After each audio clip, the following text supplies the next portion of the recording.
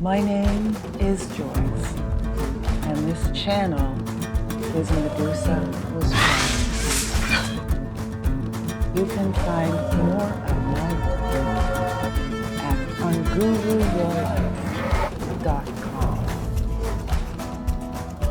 a private business club, research team, and lifestyle ensemble.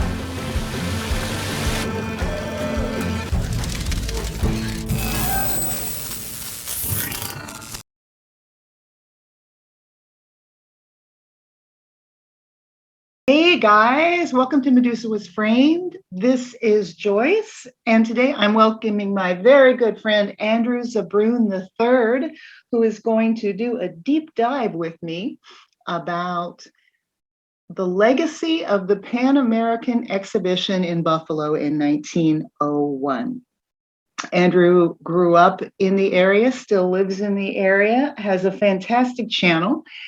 And I thought that this would be a fun thing to do, to go over that. So, and Andrew was sharing. So, Andrew, take it away, my friend. Take it away. Okay, it's an interesting story. I wish my dad was around, but I wish somebody from the older generations was around, but I didn't know anybody from the 1901 time, so that would have been hard to get their perspective. But I used to work very, very close to where this occurred. And this is the general area of it right here. There's Hoyt Lake, and one of the few buildings left is right here, the Historical Society. Okay, which I have a picture of that I'm going to show later. Let me give everybody the dimensions. For those of you who haven't seen this video that I did, I am going to share some images from there later. But so the borders, okay, this is the borders of the fair that I learned of, but well, maybe you can, like, if you know where the streets are, maybe you can move your cursor to show. So according to my research, the boundaries of the fair were Elmwood Street on the west side. This is Elmwood right here. Okay. Delaware on the east side. Delaware is over here. Okay. This double line here, this is Delaware. This is the only section right here where it is double. The rest of it is a regular street, Joyce. This is the only section right next to the fair that is divided highway.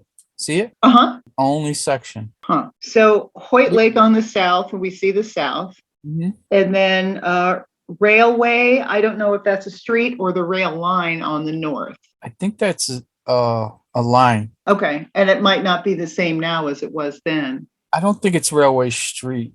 Maybe it was the tracks. Yeah. But so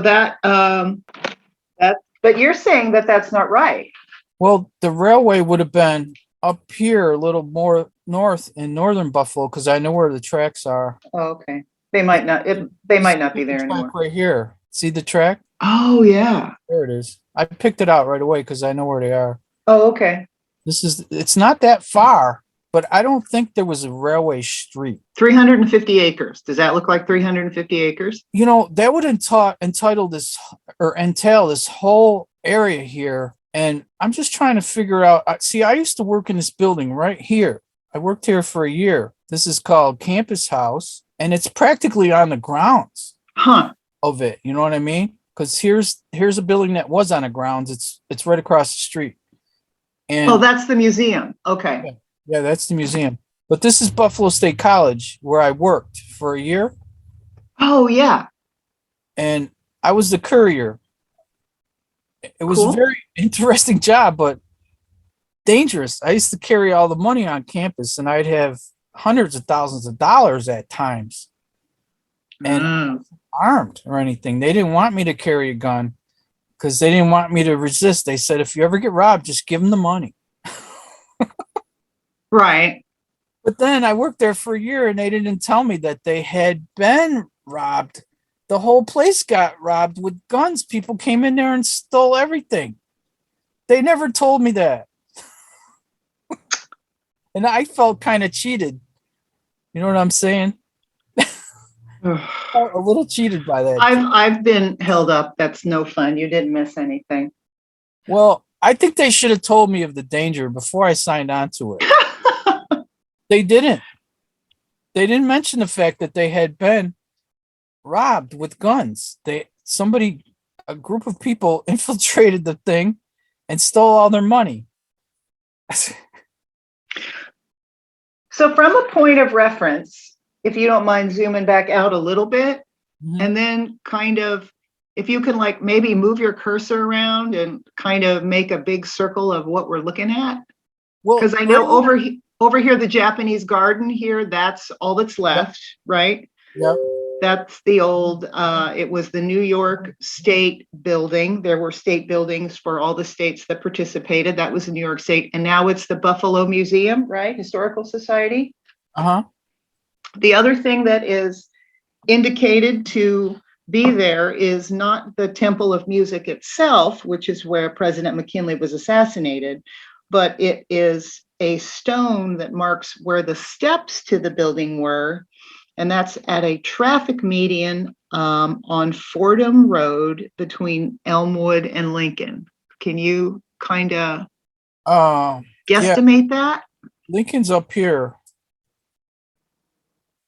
Um, they're not showing any street names, are they?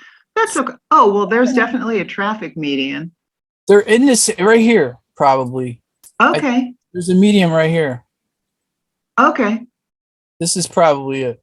okay. Between Elmwood and Lincoln. Okay, Lincoln is so, over here, so I believe this has got to be it, Joyce. There's not many mediums in this neighborhood. okay, cool.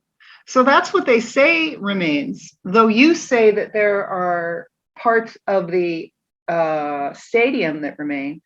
I Well, want, I don't know if it's the actual stadium we're talking about. I think it's a different one oh, okay.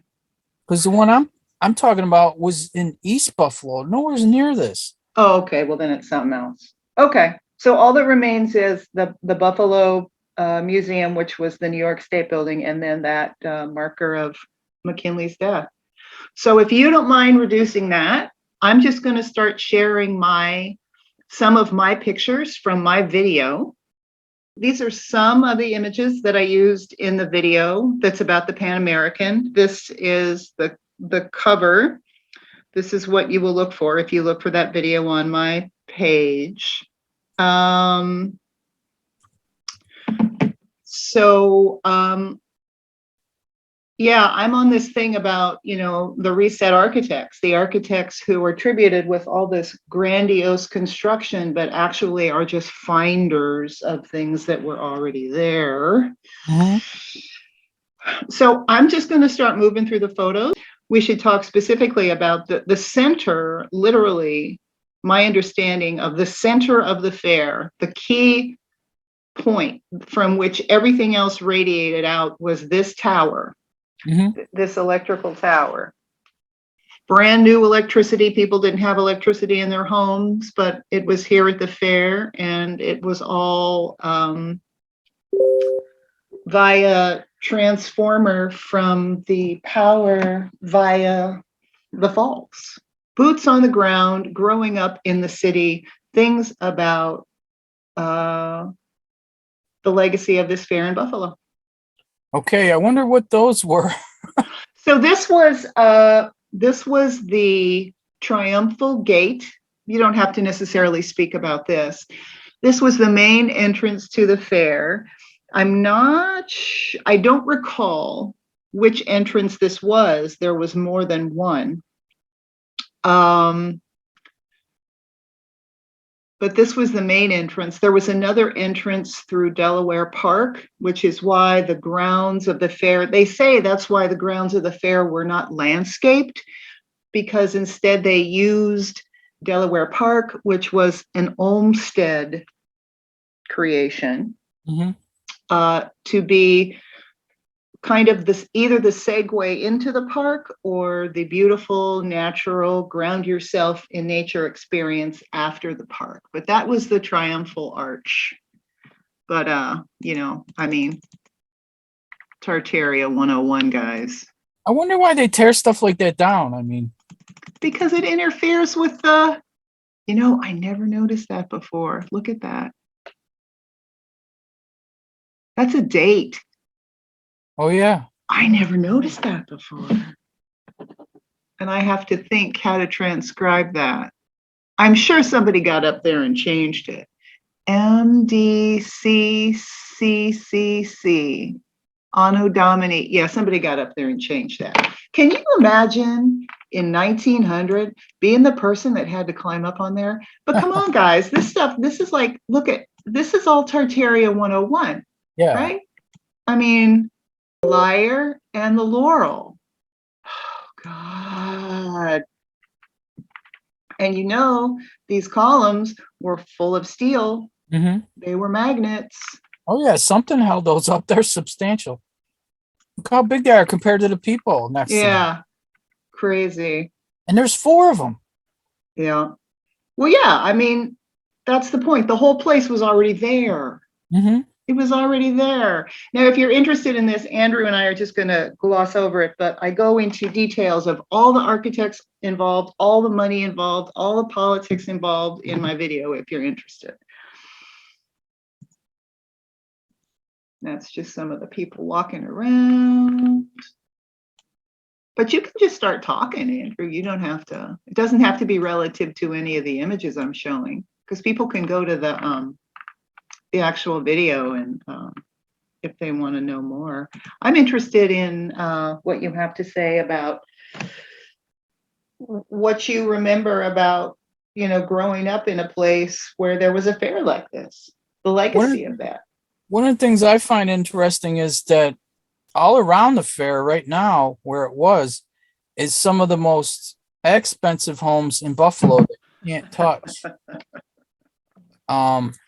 I did not realize that.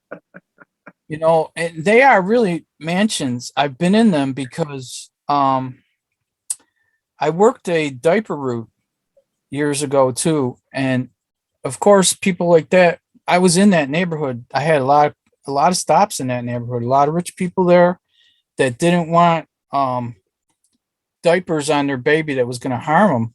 So Right. cloth, and I got to see a lot of those homes inside, and they're really amazing homes. Those people had a lot of freaking money back in the day, and I've gone to estate sales there as well. They had a lot of money in general. So So my notes say that what was once the fair is now referred to as Nottingham Terrace. Does that yeah, sound right? Okay. yeah, So that's what you're talking about, those snazzy. yeah. They use those homes for the show homes in Buffalo when they have a Buffalo show home. Oh, okay. They inevitably go to a home there and use Okay. those homes because those are all the rich people. So this is the plaque that's on the stone that's on Fordham Drive that is supposedly marking where the steps were leading up into the Temple of Music, which is where McKinley was shot by Leon Czolgosz.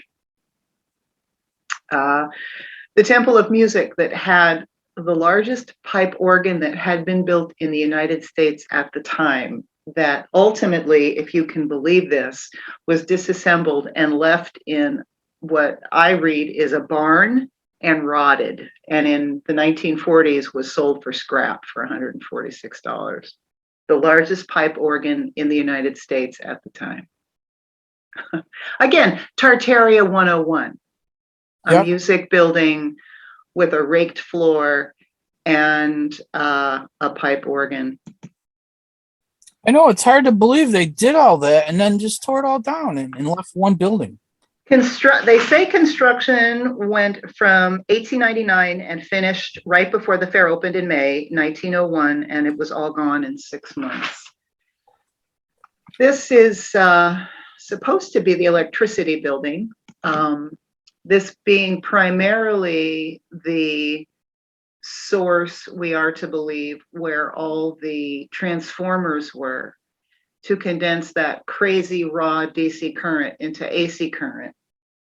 But then also in this building, there were electrical demonstrations. There was a new electrical ambulance. There were electrical cars. There were like these foam type of things where you would lift up this phone thing to your ear, and they had they were recording the sounds inside the Cave of the Winds. If anybody, as you've been to Niagara Falls, Yeah. you know what that's like. You know Yeah. that sound, you know that feeling.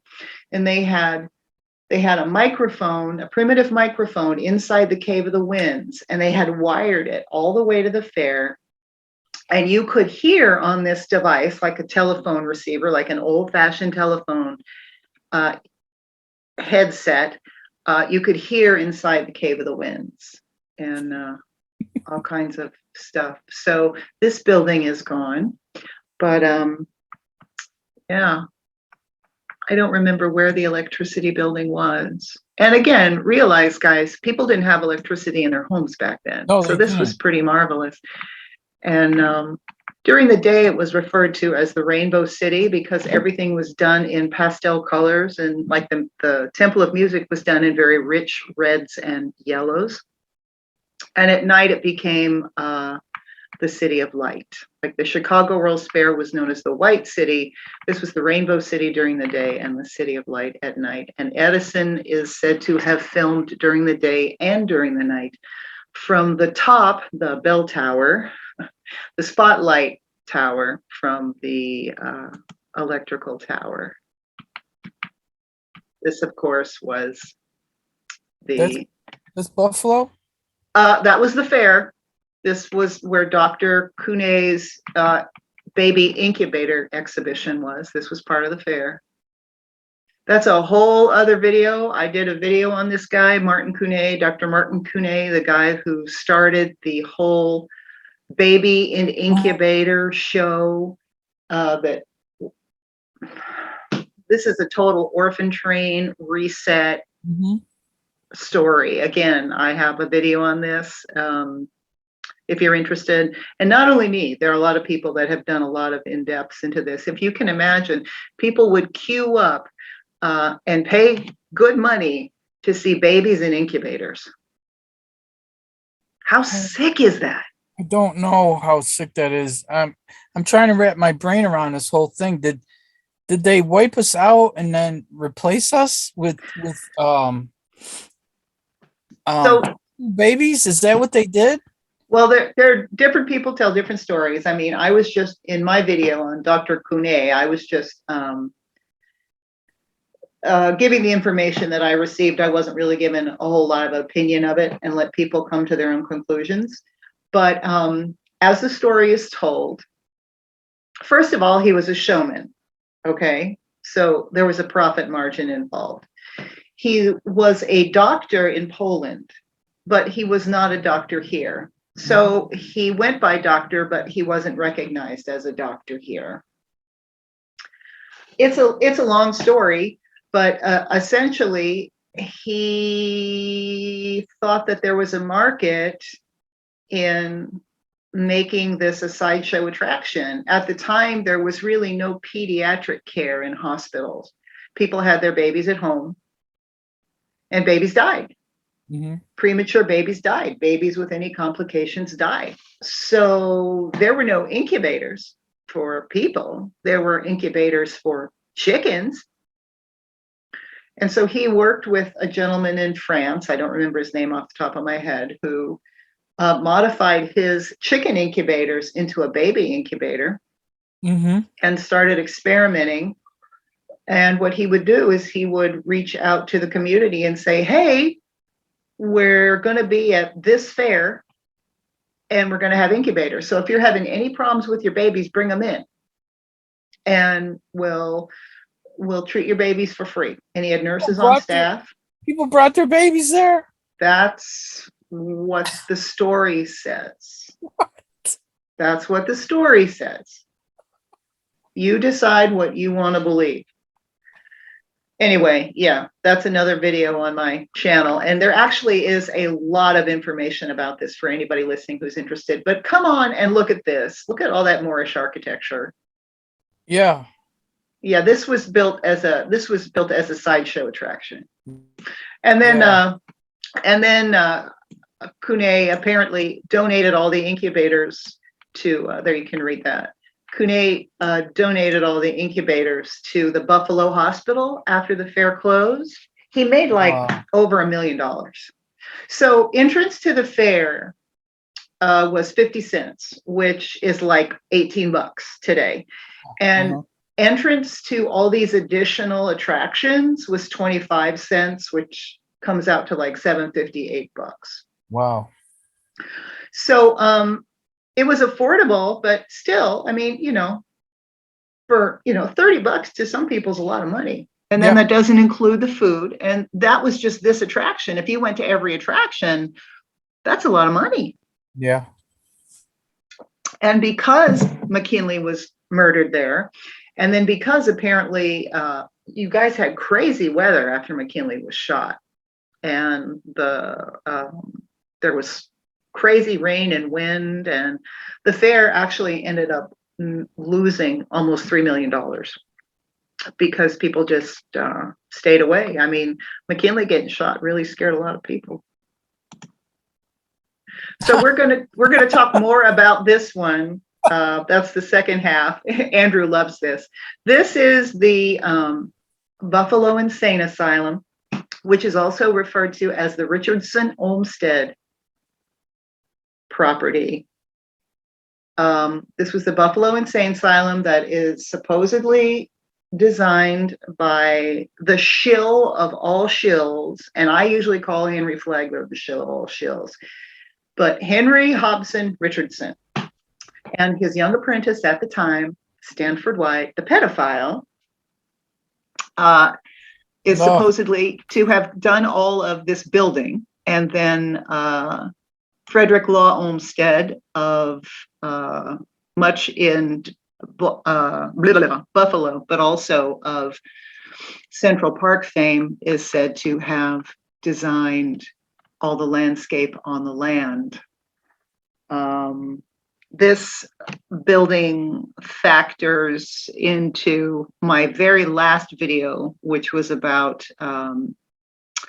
the lustful ways of architect Stanford White, the man who is supposed to have built Penn Station.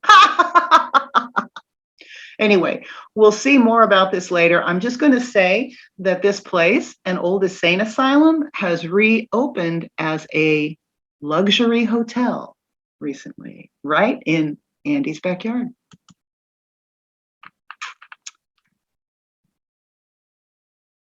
I don't know what building that is. That looks like the electricity building. But go ahead and start talking, Andrew. Just talk about anything about this. Share your thoughts. What you got to say?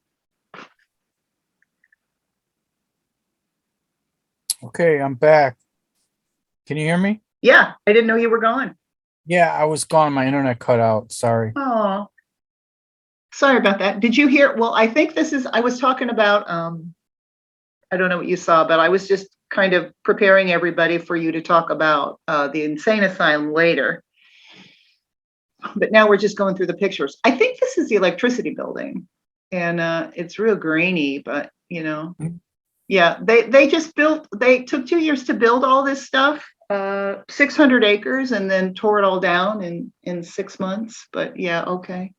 So anything that you just want to share, whether you want to talk about Tartarian architecture here and terracotta, or anything about Buffalo? Well, the Buffalo Psych Center, I used to work right next to it, and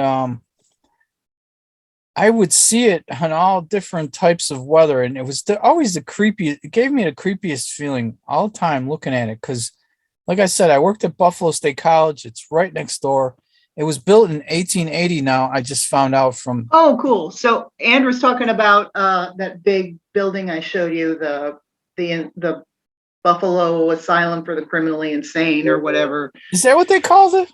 Yeah, it's also referred to as the Richardson Olmsted Complex. Wow.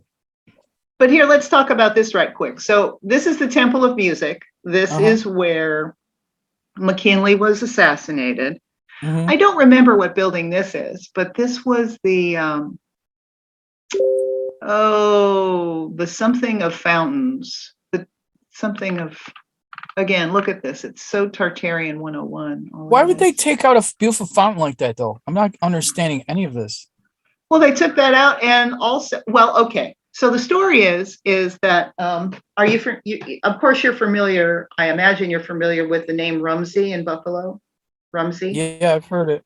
Okay, so the man apparently who owned all this land was an elder Rumsey. All right, and he supposedly owned all this land.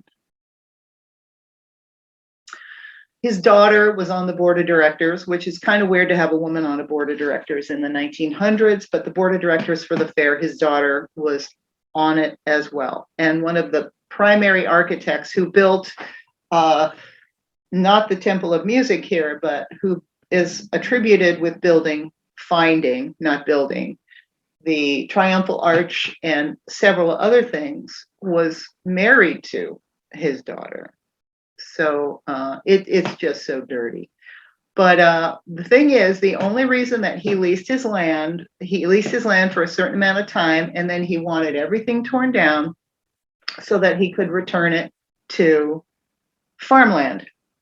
But the thing is, it appears that within like 2 years of tearing everything down, it started being developed for homes. So, yeah, clearly all this stuff was here and he just wanted it dealt with. So,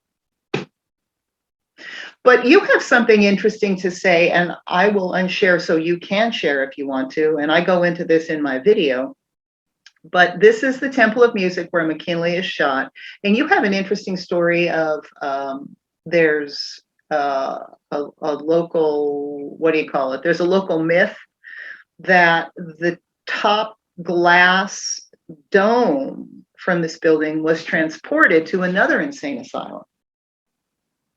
It's a myth because we have looked at the two of them and there's no way. But if you want to talk about that, that's an interesting little tidbit.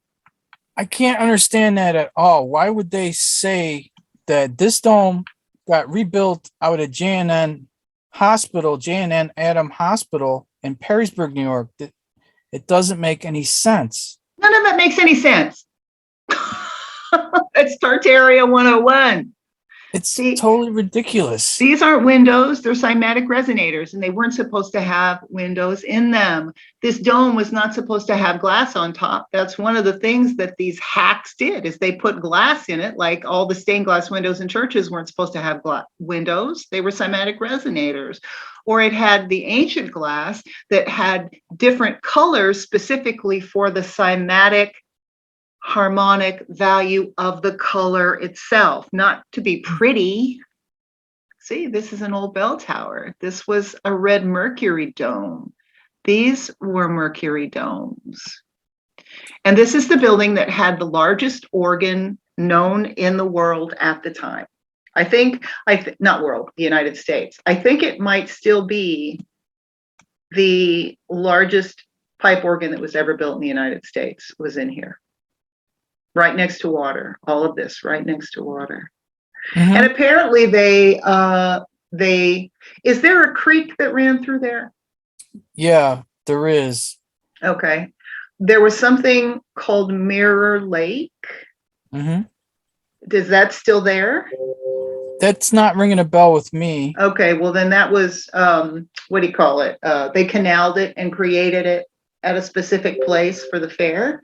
But like this fountain here and Mirror Lake, and there were other fountains too, are all supposed to have been filled in with dirt and wood and remains of these destroyed buildings, because they had to cover it all up because Mr. Rumsey wanted his land back. That's the story they tell. Things like this fountain, right? All filled in. Where was the water?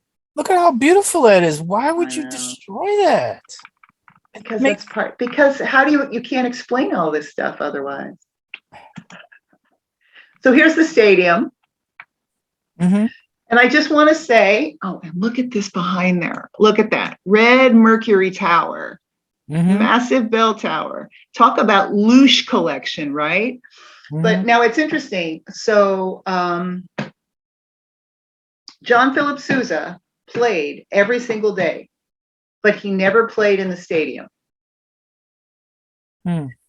What we are told is that there were things like this. There were military, displays of different kinds. You know how Marines do cool things with guns and stuff. They throw their rifles around and all that stuff. I don't mean to be disrespectful. I just don't know what it's called. But the ground in the middle of the stadium was supposed to be where all the farm technology was displayed. So they built this whole big stadium, we're supposed to believe, not for music, not for athletics, but for farm equipment. For what? Farm equipment. Get the hell out of here. When they had the opening ceremonies and Teddy Roosevelt, who was vice president at the time because McKinley was still alive, did all the welcoming ceremonies were held here in the stadium, right? Which is common, right? And I don't know if they had I guess they had closing ceremonies too. So this would have either been opening day or closing day. I imagine opening day, right? But once that was over, the stadium was used, the grounds of the stadium were used for farm equipment. So you're supposed to believe that they built this for that. Now, you were thinking that part of this remains, but then we determined that that was not the case. It's got to be gone because the other stadium, like I said, is nowhere near there. So this is at the Triumphal Bridge, which the landowner, Rumsey's daughter, was married to. The architect, I can't remember his first name, but his last name was Casey. Also on the board of directors. This is one of the arches of the Triumphal Arch, and that's McKinley. That's President McKinley. Oh yeah, speaking right there. Wow. So just look at the scope of that. Look at that arch. I know. I can't believe how big it is compared to the people next to it. So explain to me how, if you know how to build a building, right, or you know how to build a house, or even if you know how to build a school, how do you know how to build an arch like that? That's like building a bridge. That's completely different technology, right? Completely. And don't engineers build bridges? Yeah. I know a bridge engineer. And I know one. Yeah. And the people that are supposed to have built the stadium, and I have a really good picture of the stadium coming up. Eisenfeld, let's see, I'm trying to remember their name. Look at my notes real quick. The main guy who was on the board of directors, a German gentleman by the name of Eisenwein and Johnson. Eisenwein and Johnson are supposed to have built the stadium. Neither of them ever built a stadium. They built houses. Apparently, they went to the École des Beaux-Arts in Paris. At least Eisenvogt did. I don't know if Johnson did. They're attributed with things like the Carnegie Museum in New York City and the New York Life Building in Montreal, and many homes and things. 6 of the 39 Carnegie libraries across the United States are attributed to them, but neither of them ever built a stadium or an amphitheater. Is an amphitheater something that an architect builds or an engineer? I'm thinking an engineer. Yeah. They're big. I mean, Jesus. It's completely different concept of physics. Yeah. And structural use. But what do I know? We know that they didn't build it. We know that all this stuff was there. Well, there's an interesting thing I noticed about Buffalo.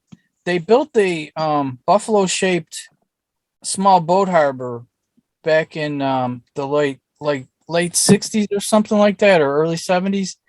It wasn't there before. I remember when I was a child, they took me to the area and told me my grandfather used to have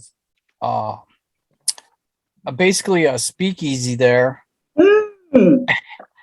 And now I love that. It's shaped like a buffalo. And I remember my grandfather having a cabin cruiser that he absolutely loved, but he never used it. and he The kept body it in. of water is shaped like a buffalo?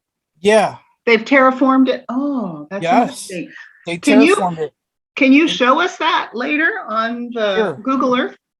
sure. The interesting thing about it is the rocks they used have been used from something else, Joyce, because it's very evident Probably that this. they took things apart and they dumped this rock down there, and it's just big piles of rock. Now, I don't know how big these rocks are. They have that technology that Praveen Mohan Oh showed, yeah. where they used metal to staple the blocks together Mm-hmm. so they wouldn't move in an earthquake. Mm-hmm. And now these rocks are making the buffalo shaped thing that I was telling you about, and they're all jumbled up, right? It's like they were dumped there by a truck, but you could tell that they had been used previously for something else. You know they were from this. It You always know made me it. wonder, where did they get these giant rocks and why did they take them apart? Because they were obviously carefully put together in the first place. You know what I mean? So this is always stuck in my mind. Why did they do that? Why did they rip these rocks out of somewhere else and then place them here as fill? Well, even as you're saying that, look at this rock where the plaque is. You know that came from there too, Mm-hmm. from something. That's fascinating. I love the concept of terraforming. So here, this is all that's left, the Buffalo Historical Museum. Why don't you talk about that a little bit? That's such a beautiful building. They don't make anything like that today. Lincoln is in there. You see where there's like a portico? Lincoln, there's a statue of Lincoln in there. And the building is all In here, marble. he's in here. Yeah. Yeah, Oh, there's like a portico there. Lincoln's right in there. oh, I always take my when I used to take my kids there, I always got a picture of them in front of Lincoln.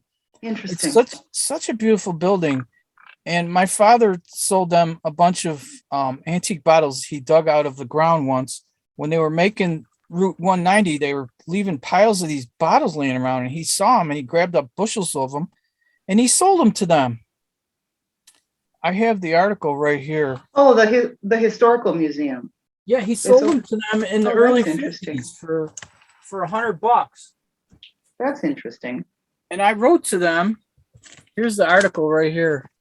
This is the article. It's probably going to be hard for you guys to see it. Well, you're not sharing screen right now. I am. I know, but I'm holding it up to the camera and the camera's not showing it for some reason. I don't know why the camera's not showing it. There, try again. I'm trying. It's right in front of it and the camera ain't showing it. Well, And I got a picture of it on my phone, but I can't get any pictures off my phone. My phone quit working with my computer. It might share if you didn't have your background, but that's okay. Oh, yeah. That's it. I got to take the background off. But so this originally was, there were buildings representing every state at the fair that participated. Not all the states participated, but there were several that did. This was the building, we are to believe, was constructed to represent New York, the state of New York. So it would have had stuff about New York in the building. And it's the only thing that remains. And I think, and you can confirm this or not, Andrew, part of the reason that it may remain is because it's technically part of Delaware Park, right? Yeah. So Delaware Park Park is not. No, it's not, because it sits on a body of water. Is it Hoyt Lake? Well, anyway, Delaware Park was oh, he's showing Hoyt his Lake thing. is right there, yeah. And Delaware It's Park Hoyt Lake? Okay. Delaware Park was constructed by Olmsted, and apparently they wanted to include part of Delaware Park in the fair, and Olmsted said, no, you're not messing with my park. Okay, so it's Hoyt Lake. I was thinking it was Delaware Park. It's really a huge area, though. When is Hoyt Lake a natural body of water? The park and the buffalo and everything. Is Hoyt Lake a natural body of water? Is what? I have no idea. Oh, it looks. When you did that Google Earth. I don't think it is. When you shared that Google Earth, It Uh-huh. looked terraformed. Absolutely looked terraformed.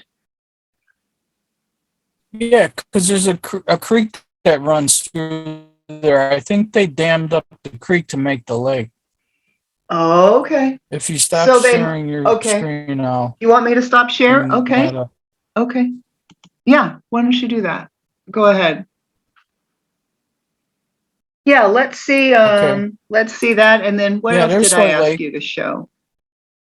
And then I asked you to show that, and I asked you to, oh, and the Buffalo Lake, the lake that they terraformed into a buffalo. That would also be cool if you could share that. There we go. Yeah, Yeah, see, here's the that whole thing looks Buffalo totally Psych Center. See these terraformed. green things? Yeah. These towers were so creepy, like on a foggy day. I would be driving around.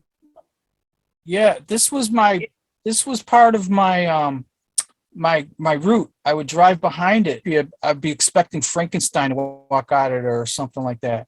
That's And I so cannot believe they obvious. turned this into a hotel where people, you know, because working next to it, it gave me the creeps so often. I couldn't imagine anyone wanting to stay there. We're Here's the not, yeah. it's it's on its head. Or no, wait, where's the head? This is the buffalo. Here's its Yeah, legs. yeah, I see. Here's the Wow. legs. And my grandpa's thing was right in here somewhere.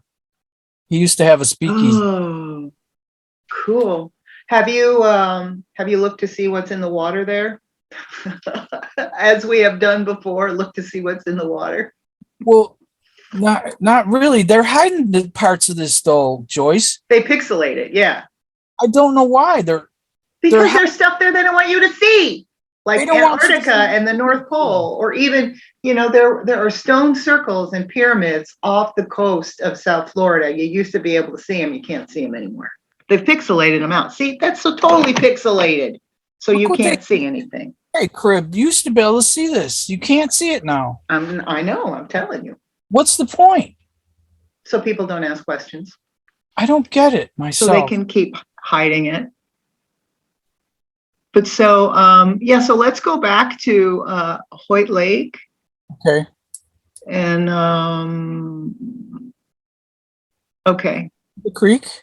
Yeah. Yeah, that's so terraformed. Oh my Yeah, God, so obviously terraformed. And so this big square here below on the lower right side, is that all Delaware Park, all this? Delaware Park right here. Okay. And the Buffaloes Okay. is somewhere in this corner up here.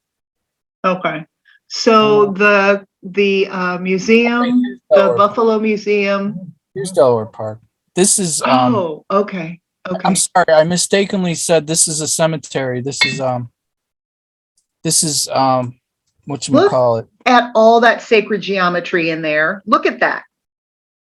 Look at that. All that sacred geometry. I swear that's from the park. No, this is a cemetery.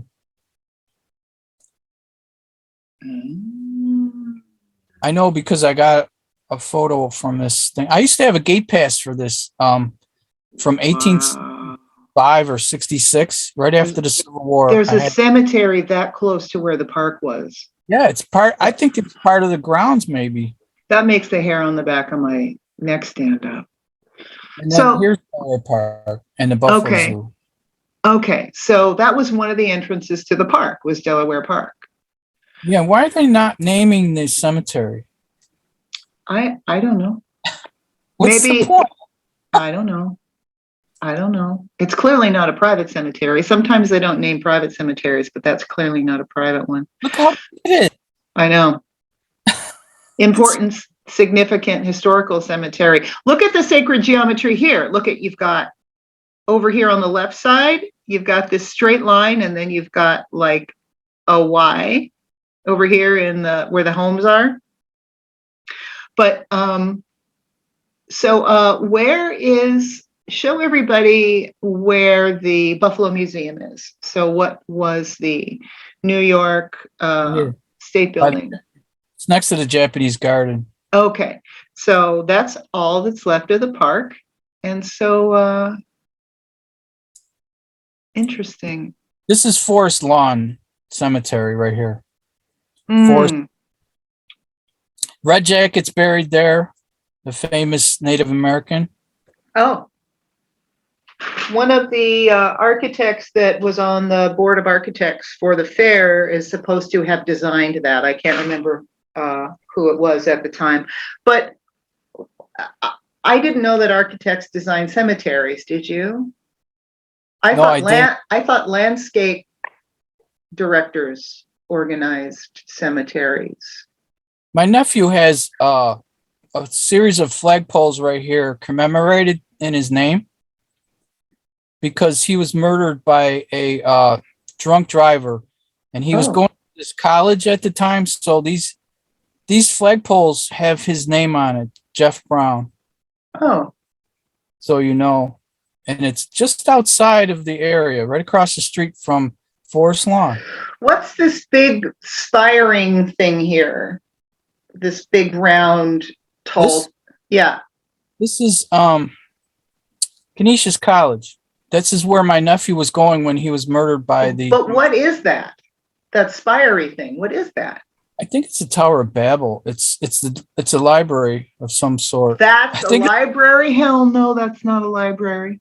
this is a Jesuit school we're talking about. Oh, no, look at you've got a dome here and a dome here. No, that ain't no library. No, that was a cyclorama. That was a cyclorama, man. That's a generator right there. That was a generator. That I was a don't know. Tartarian generator.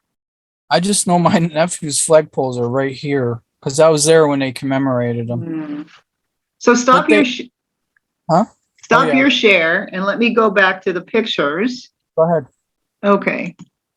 And then let's just go through. Okay, so this was the electric tower, which you confirmed to me that was the last thing that was torn down. In fact, as I read it, this statue at the top, which was referred to as the Angel of Light, which stood like 15 feet tall, the city tried to save this, but it would have cost the demolition company that bought what was left of the fair to demo it wanted like over $1 million. Wow. To save it. And so the city couldn't raise the money. And then there was an artist that wanted this, the Angel of Light, and I guess her torch lit up too, like the Statue of Liberty used to light up. And then that person didn't show up at the last minute, but Steve, Mercury Tower. Anyway, yeah, this was and look at how tall it was compared to the people. Yeah. But you were telling me that there is a tower like this, and look at it, it's all around water. Tartarian 101. And this is the Pyophile that Rumsey's daughter's husband is supposed to have built. And then all the Court of Fountains here, all this water, all this plasma and ether. You were telling me that there's a replacement that was built after they tore it down, and I have that in my notes too, that like 3 years after they tore it all down, the city built a replacement. It's so stupid. Do I have that right? The city built a replacement? There's an electric building in downtown Buffalo, which sort of resembles this. And I'm wondering about the history of that building. I never really looked into it, though, but it's very curious that we have an electric building downtown. You know, it's nowhere near where the thing was. Oh, well, and of course, all this was filled in. Yeah, that's hard to believe, too. Well, clearly it was filled in because there's houses there. Mm-hmm. And I think what we're looking at here is this is the Temple of Music where McKinley was shot, and this is the ethnography building where they had horrible exhibitions of they imported people from all over the world, especially people who lived in shall we say primitive ways and built their little huts and things and wore their stupid clothes and just total appropriation. But yeah, this is where McKinley was killed. I wonder why they tell that rumor of the dome. I don't get that. It makes no sense Well, to me. don't worry about it. Doesn't matter. That's an indication of Leon Czolgosz, who was born of Polish immigrants, and there was the whole anarchy movement going on at the time, Emma Goldman and all of that stuff, and McKinley was Republican, and so 2 shots in the chest. See, it was a handshaking thing. He shook his hand and then he pulled his gun out and shot him.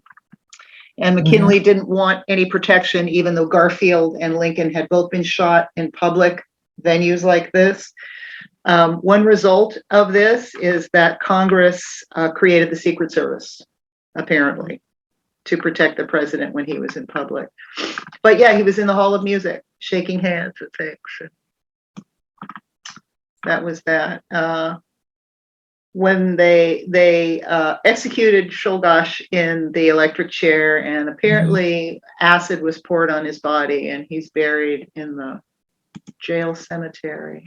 That's a strange story because, the first person to die in an electric chair famously was a murderer from Buffalo. Really? Yep. So here's just a cool card. And there again, you might recognize that imagery from the Chicago World's Fair. Of course, you've got a Columbia image with the laurel leaf, this representing electricity. Of course, this was here. It wasn't built. And then the main logo for the fair here. You can't see in this image, but it was to celebrate the coming together of North and South America via all that Mexican-American war stuff, all of that stuff.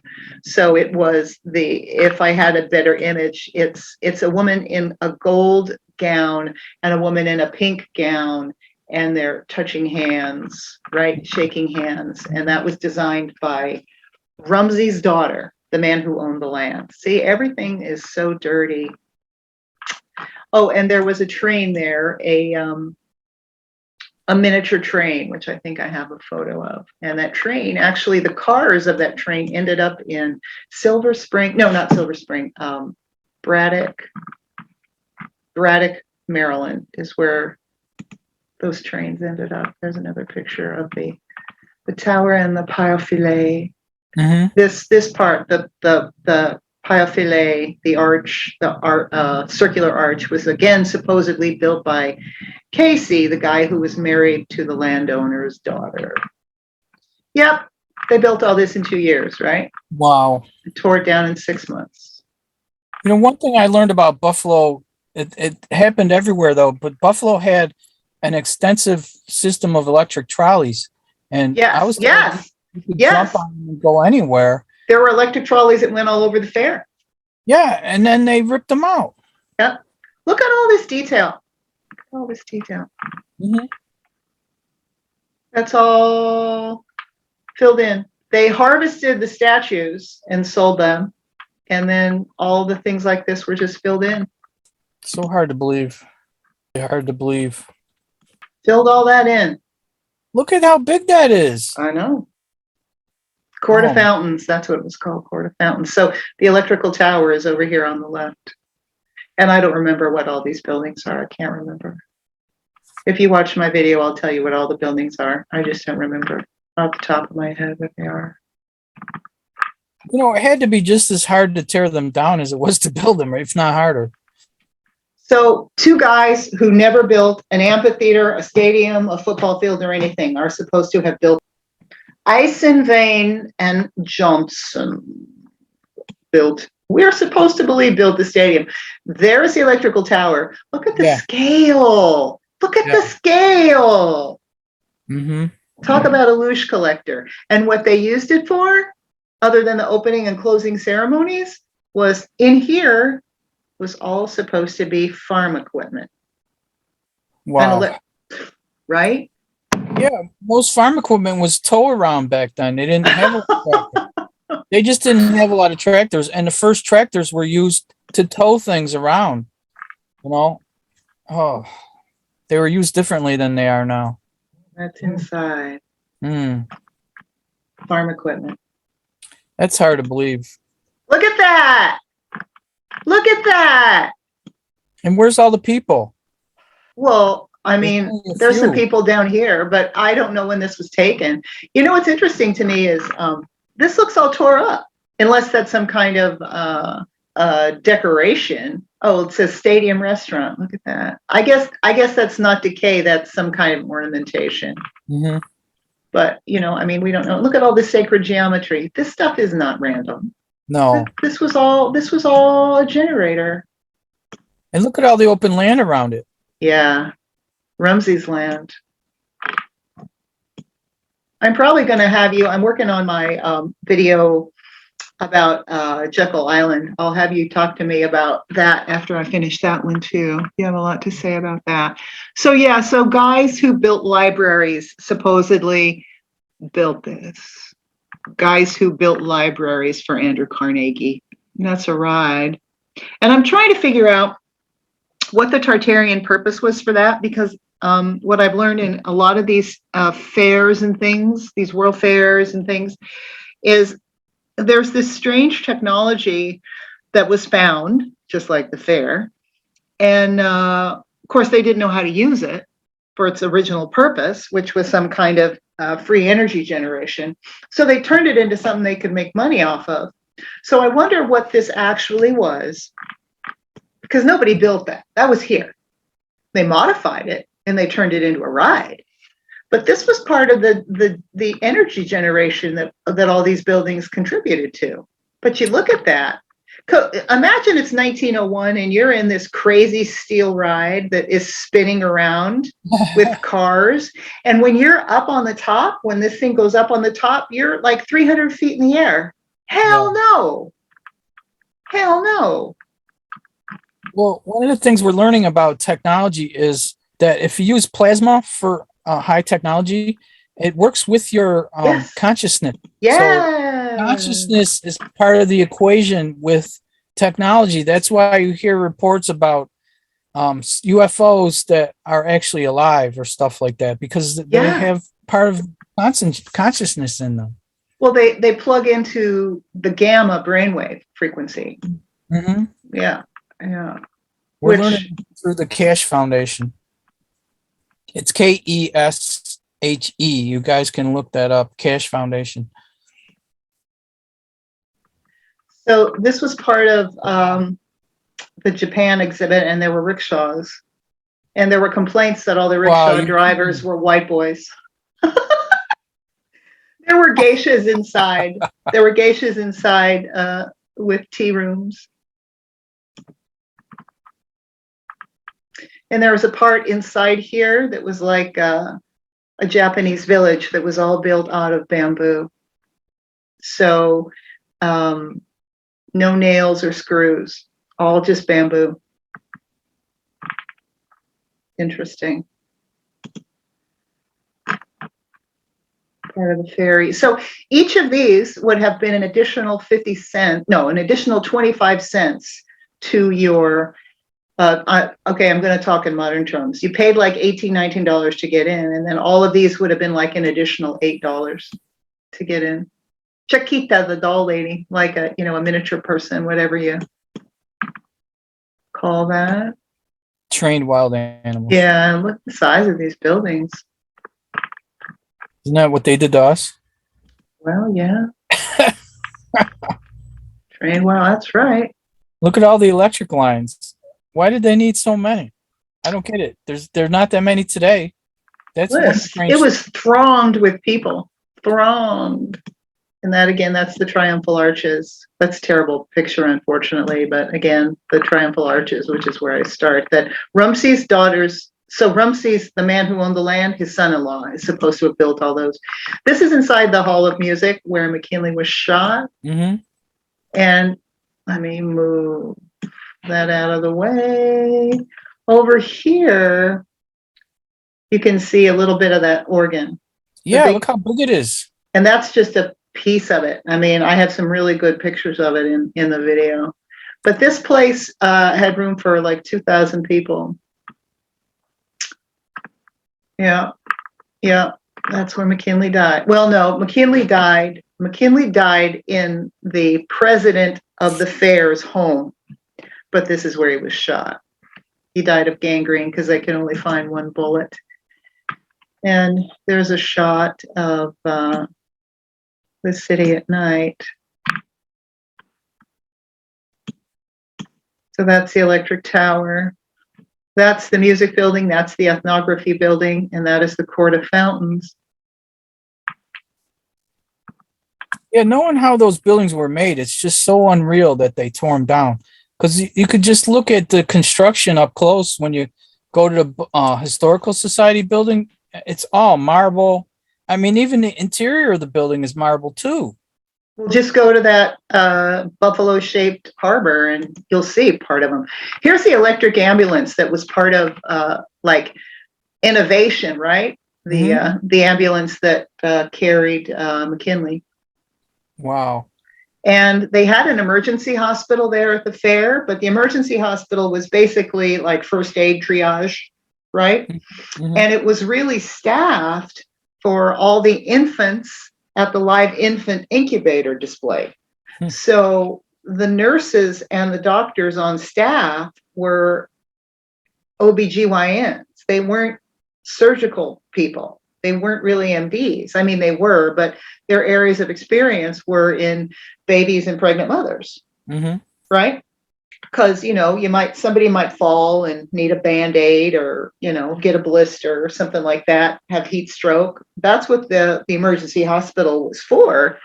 But when McKinley got shot, it was a pediatrician that worked on him who had never cut open skin. Pediatrician. Yeah. Yeah.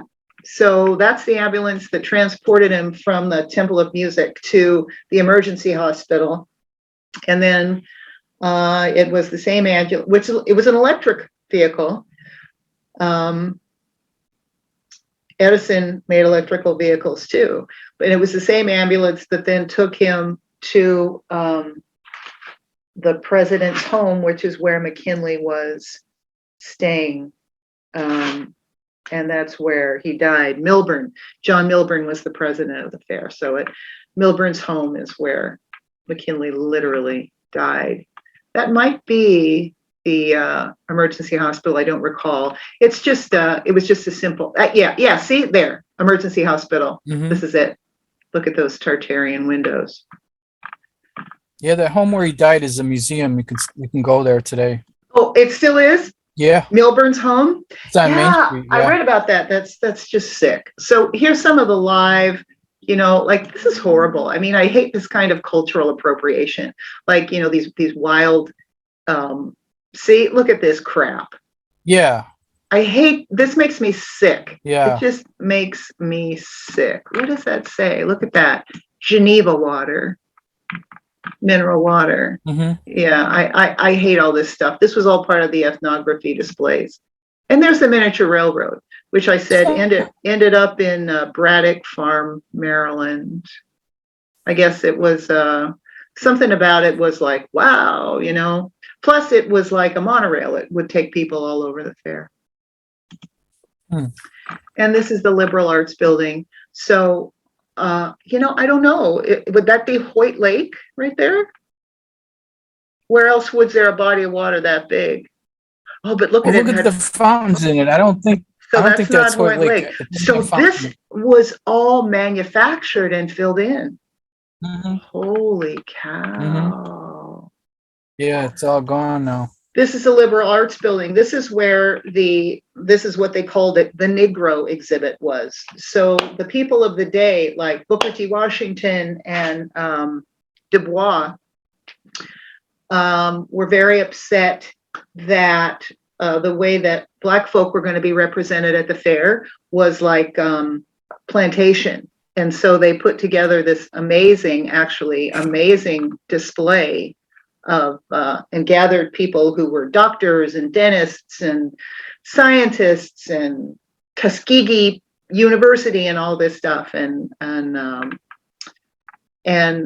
they had an exhibit here, and the New York Times panned it, said it was trash.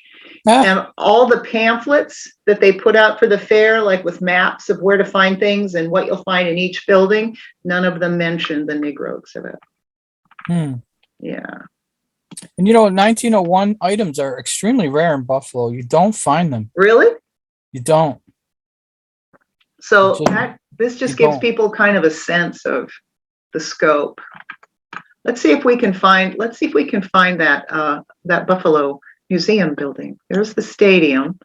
So it was off of the tower. I don't see the lake. It's next to the lake. The lake is not in that shot. Okay.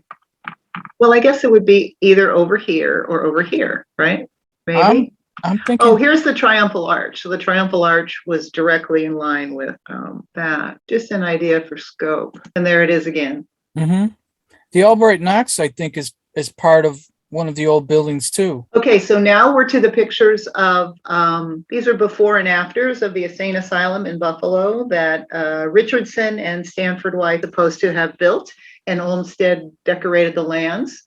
It's such a big, creepy building. It's made of Medina sandstone, which is the same stone they built the famous brownstones in New York City with, Ah, because Medina is on the Erie Canal, and you can move the blocks. oh, You can move cool. the blocks around water. You know what I mean?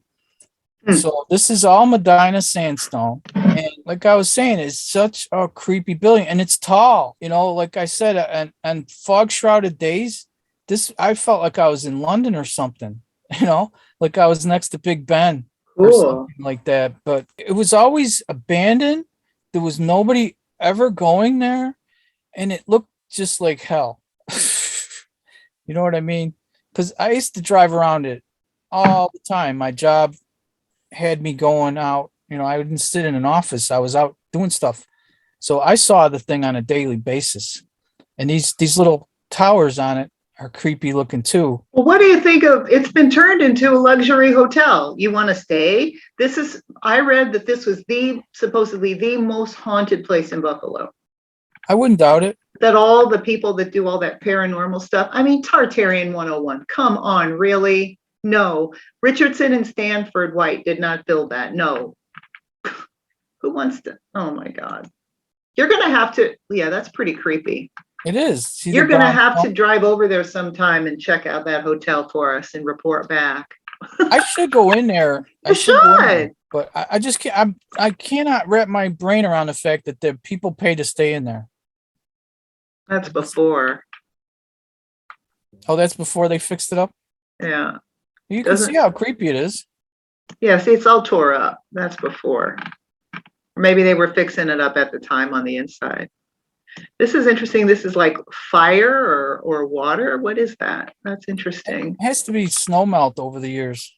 Ah, The snow would stay there and melt slower than the rest of it. all the landscape that Olmsted is attributed with. This is a shot of the residents inside during mealtime, it appears. Mm-hmm. Mealtime, or I don't know if they're like playing checkers or something.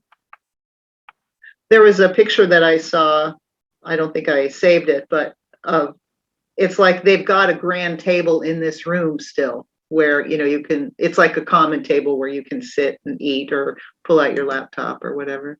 I wonder how much of it they actually fixed up, because the building was huge. I can't imagine how much money they spent on it. So who wants to stay in a place that's got that kind of vibe in it? Clearly people do. I don't know. I couldn't believe they were even thinking about it and then actually did it. Because it's way bigger. I showed you on that other Yeah. group. It's way bigger than it looks. I mean, that main building is big enough, but there are outbuildings, I mean, there was enough energy, there was enough plasma moving through this place to probably, combined with the falls, the energy being generated at the falls, this powered the whole city, the whole state, probably into Canada. Well, I heard that water towers are actually Tesla towers and they're using them. I don't know if that's true or not. That's a before and after.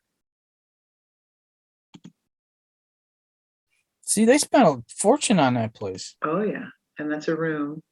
We saw what a room looked like before. Yeah, there. That gives you an idea of how big it is. And it's bigger than that, right? Yeah, I it's mean, bigger than that. there's like six more of that. There's six more of these. Yeah, it's like a hotel that big could be used for the entire area of Buffalo, all of Western New York. You know what I mean? How many people are coming here? They Ah, must only be using part of that I don't know. You're gonna have to go and tell us all about it. because Back in the day. it's just so big. I mean, it takes up an entire block, a huge block. Laundry room, I guess. I mean, just to drive around it would be like 2 miles at least. And they have the students right next to it. That's interesting that they put a college right next to that. You know what I mean? Well, And of it's the state course. teachers college. It's for teaching all the teachers, the teachers in New York.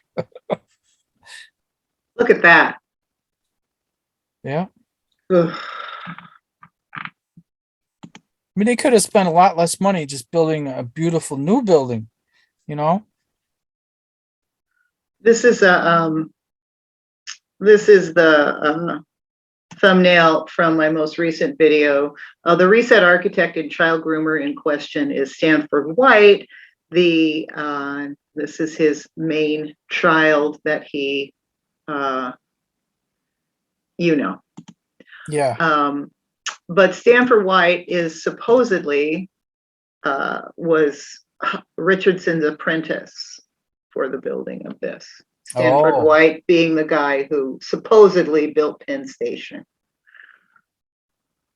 Yeah, right. I could ask my friend about that. He said his grandfather built Penn Station. Well, I'm sure his grandfather did build Penn Station, but I'm talking about the architect. Yeah. Well, he knew Tesla, so he worked for Tesla too. Well, probably a lot of people knew, I don't think Tesla was an unapproachable person. Well, he worked for him, so I guess he knew him personally. My grandfather knew Henry Ford personally. He worked for him. What did your grandpa do? He was a road engineer. He died on his last day of work. Oh, okay. His last day of work, he was operating a road grader, and it threw him out of the cab. It didn't have a modern glass enclosed cab. It had a canvas cab. He hit a bump. It threw him out and ran him over on his last day of work. And he was such a great guy. He was an unbelievable person. Well, that makes sense of what he did and who he knew. Mm-hmm. He said Henry Ford was the best person, which when I was learning about all this other stuff, it gave me cognitive dissonance, because my grandpa told me what a great guy Henry was. He said that he sent cars to pick up his workers every day. They didn't even have to drive themselves to work. Oh, wow. He would send you a Lincoln. This is what my grandfather said of Henry, and he was such a great guy. And then I found out that Henry Ford funded Hitler and gave him trucks. Who knows? So we've been going over an hour, so let's look to wrap this up. But is there anything else that you want to say about like being a Buffaloian and you kind of growing up in the limelight of all this stuff? Is there anything you want to? Well, let me share a screen on my way out. I'll show a picture of the Larkin building. Oh yeah, the Larkin building. I'm sorry. Yes, That definitely the Larkin building. They threw it away, and now they're whining that. Tell them about, yes, definitely tell them about the Larkin building. I've got pictures of the Larkin building in my video. And that Frank Lloyd Wright relationship with the Larkin building. Somehow you gave me control of this thing. Well, yeah, I'm sharing. I stopped sharing and I gave it to you. So you're sharing now. Here it is. It just looks like it does when I make videos. I wasn't ready for that. Oh. This is the Larkin soap building. Now, this is an old photo my son and I found at an estate sale right on the grounds of the 1901 exhibition. We bought it from a house that used to be practically on the grounds. And this is the regular photo. See the telephone poles? They're gone in my photo. Now they were actually photoshopped out because I tried to share this story. Or were they photoshopped in? Huh? Or were they photoshopped in? No, they were photoshopped out because you see this part here. This is the lines. They didn't get the lines. Oh, okay. And over here, there are other areas, but it's the same. It's Huh. basically the Yeah, same place. yeah, yeah. It was taken at a different time, mind you. There's people in this photo, Right. but I guarantee you those telephone poles were there when this was taken. Mm. Now, I know this because I tried to give this story to Buffalo Rising, which has a an article about Niagara Falls that I wrote, and they love that article. They keep it up, but I submitted this, and they wouldn't publish this because they accused me of photoshopping this.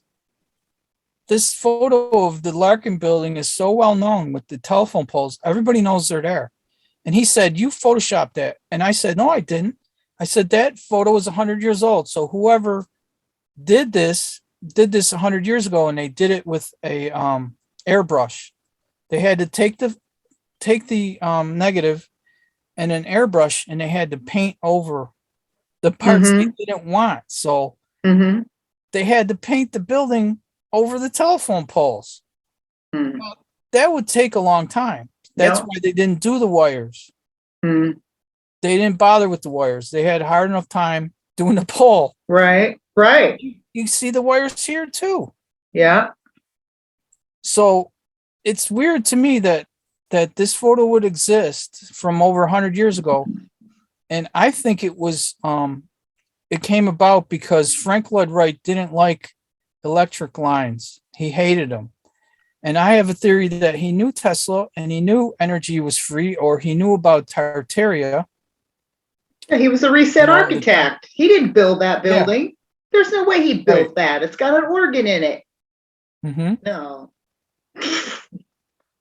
And then I visited one of these things that's left, one of these pillars Yeah. here, and I could not believe how well made they are. They must have spent a fortune on just one of these pillars, and they're all around the property because they're very substantial. And then on the base is a giant piece of Medina sandstone, Mm. one giant piece right down here, and then another one on the top. So they spent a lot of money. Whoever built this spent a lot of money on it. Well, do So you want to talk about the significance of the Larkin Company? Because it was a huge building at the fair. Like the Larkin building was a huge draw. The Pabst Blue Ribbon was a large draw. Do you want to talk a little bit about the significance of the Larkin Soap Company and the history of Buffalo? the Larkin Soap Company spun off Roycroft movement, which was a back to nature movement. And I think the Larkin Company was probably one of those bad companies who was trying to look good. Yeah. Do you know what I mean? Because everything was that way back then. Coincidentally, I lived across the street from one of their mansions where one of the people who worked there, who owned it, lived. And at the time that I lived across the street from this mansion, it was owned by U.S. Sugar. And there was always helicopters flying in and out. Sugar's bad too. Yeah, with the executives. I was always hearing helicopters. I hated living there. And now it's just a wedding venue. People go there for weddings. It's weird, but this photograph is such a mystery why they would take these telephone poles out. Aesthetics. So, and then they tore this whole building down in 1950, which they've made a Larkin district in Buffalo now. They're trying to bring back nostalgia for this building, so it's weird that they would tear that down after 50 years of having the building. Oh, this old piece of junk's got to go. Well, it's older than 50 years. Frank Lloyd Wright didn't build that. Yeah, There's no way. No. And plus we saw an organ in it. Yes. And domes and stained glass ceilings. So that was part of, and what people don't know, right? And you correct me if I'm wrong, there's a massive factory behind it, right? Like this was the administration building for the Larkin factory, which is still standing, right? Yes, the factory building's still there. Yeah. So they're still using it. This was massive generator. Everything in Buffalo had to do with the water at the falls, which some people say are terraformed too. Could be. to amplify. You know, there's tunnels under Niagara Falls too. A lot of people don't know that. Oh, I'm sure. Oh yeah, there's massive tunnels under there. Well, that kind of adds to the issue of it being terraformed. You Yeah, know, obviously there was a river there, right? yeah. But the belief is that perhaps the suspicion is that perhaps our tertiary ancestors, whatever you want to call them, changed the land to increase the length of the falls, which would increase the electrical factor in the ether and generate more electricity. Mm-hmm. So of course there would be tunnels because they were in there boring and creating structure. Mm-hmm. I'll send you this link in an email so you can put it in the show notes in Oh case yeah, that's people want good. to read it. They might want to read about it, you know. Oh yeah, guys. Andrew has so much valuable information about Buffalo. If you're interested, yeah, none of that stuff is Frank Lloyd Wright. He's a reset. He's a reset architect too. He and Louis Sullivan and Richardson were the biggest hacks of all, the biggest reset hacks of all. Mm-hmm. Of course, I'm going to upset the whole world by saying that Frank Lloyd Wright was a thief, just like the rest of these guys. All the guys that were involved in this World Fair and the Chicago World's Fair and all the World's Fair, they're all thieves. They found things. Andrew and I were snooping around in photos inside this building one night, and you know, this was a building that was there. It was found. And what Frank Lloyd Wright did is he made it pretty in his Frank Lloyd Wright way. For instance, we discovered in old photos that these balls weren't here. Frank Lloyd Wright designed the terracotta cherubs and things that are holding up these balls and these balls. Because in Tartarian times, these would have been magnets and the energy would have been moving between them. Mm-hmm. So Frank Lloyd Wright had to make it pretty because that's what he did. So he installed these balls, and then inside everything is all Frank Lloyd Wrighty, all rounded edges and prairie, and all his windows and things, and all his furniture. But he didn't know that. I mean, you can't possibly look at that and say, "Oh yeah, that's a Frank Lloyd Wright construction." Hell no. The desks in this place are so strange. They have the seats built into the desk and it swivels out from the desk. It's so strange. There's a local person who has one for sale. He wants $100,000 for it. He's never going to get it. But he told me that these balls still exist somewhere. They're in the southern tier of New York. I'd love to find one. Yeah, just like the ball that's here across the street from the fort, which I do not believe was just built to be a pretty thing. It was part of the Antiquitech that the fort served. Yeah, those desks sound like they're Bauhaus, like that Weimar Germany movement. Mm-hmm. So Andrew, let's close and you tell people where they can find you. You're on every freaking social media platform there is. Yes. You can find me on True Social, Facebook, Twitter. I'm on Gab. I'm on BitChute, Rumble, YouTube, which my thing is hanging by a thread there. I got 2 strikes on my replacement account. But I don't know. I'm everywhere. Guys can find me. If you're having a problem finding me on BitChute or Rumble, take out the spaces from my name and try that. But I'm everywhere. And you're on Telegram. Yes. Yeah. I have a Telegram group that you can join and participate. Yeah, it's a good group. Yeah, and he's very responsive on Rumble.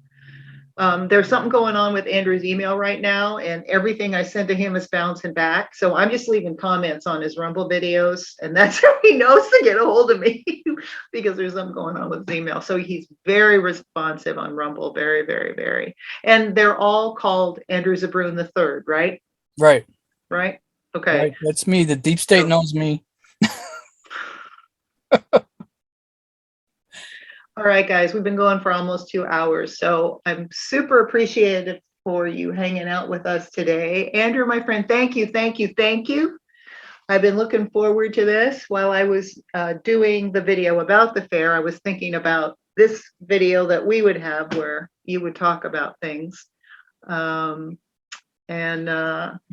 looking forward to doing one of these after I finish the Jekyll Island one too, which was a subscriber request.